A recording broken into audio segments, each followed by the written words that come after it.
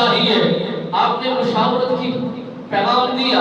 لوگوں کو سمجھایا کہ اس وقت اسلام کو کن کن جوانوں کی ضرورت ہے، کن کن انسانوں کی ضرورت ہے،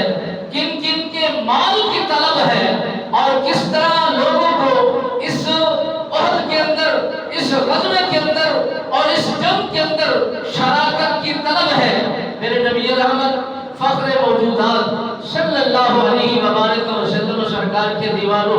منافق کے کچہری میں بیٹھنے والے 300،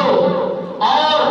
علماء نے لکھا 3000 کے متعلق بھی بتایا جاتا ہے کہ اتنا بڑا ہجوم ہونے کے باوجود اور 300 کافر جو منافقت کی چال چلنے والے تھے، ادھر سے 3000 آنے والے جلاد سپاہی مسلمانوں کے ساتھ مقابلہ کرنے والے ہیں، مگر نبی کی کچہری میں رہنے والے تربیت یافتہ 1000 کا ہجوم ہے، 1000 کا لشکر ہے. ان میں سے 300 کو ہٹا دیا جائے تو باقی 700 بچتے ہیں. وہ 700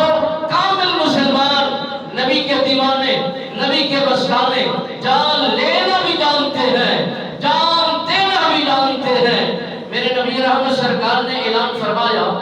اور تربیتی یہ اجلاس ہو رہا ہے. عبداللہ بن سلول جب یہ آ کر نبی کی کچہری میں بیٹھتا ہے، نبی سرکار نے ان کی نمازیں ضرور پیچھ سے پڑھتے ہیں، مگر ہر نمازی نمازی نہیں ہویا کرتا. ان میں منافق بھی ہویا کرتے ہیں، ان میں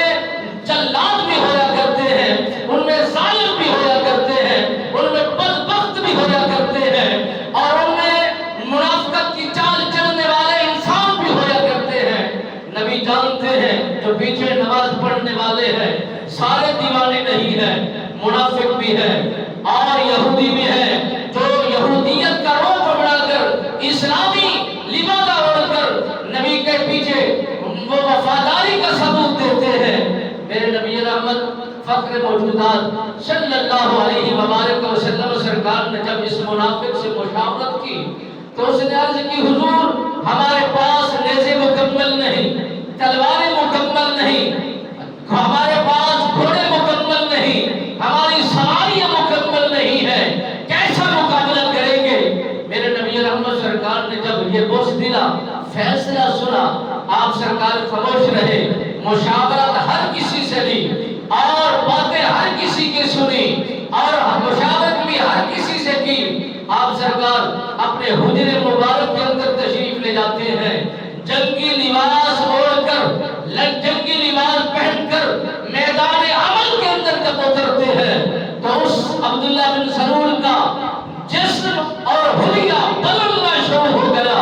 ہم تو چاہ رہے تھے کہ کہیں دائیں بائیں ہو جائے، یہ تو ابھی اسی وقت فیصلے ہو چکے ہیں اور جنگی لباس بھی اوڑھ لیا گیا ہے. میرے نبی سرکار کی بارگاہ میں عرض کرنے لگا، حضور مہربانی کریں ابھی اپنے اس فیصلے کو کچھ لمحوں کے لیے ترک کر لیں، ہم ساروں کو بلا لیتے ہیں، ساروں سے مشاورت کر لیتے ہیں، جو میری بات پر آمادہ ہے، جو میری بات پر یقین دہانی رکھتے ہیں، ایک چھوٹا سا بندہ بھی ہو، دکاندار بھی کیوں نہ ہو محلے کے اندر، مگر اس کی فیور کرنے والے کم از کم 10 جوان، 10 انسان، 10 نوجوان ضرور ہوتے ہیں، جو ہم پیالہ ہم نمالہ ہویا کرتے ہیں، بالمشابہ ہویا کرتے ہیں، ایک مزاج اور ایک طبیعت کے ہویا کرتے ہیں. عبداللہ بن سلول وہ 300 جوان اپنی دیوار رکھا کرتے تھے، اپنا موضوع رکھا کرتا تھا اور اس کی زبان اور اس کی بولی بولا کرتے تھے. میرے نبی رحمت فخر موجودات صلی اللہ علیہ وآلہ وسلم سرکار نے فرمایا، اے عبداللہ بن سلول تجھے خبر نہیں، جب اللہ کا نبی میدان عمل میں جہاد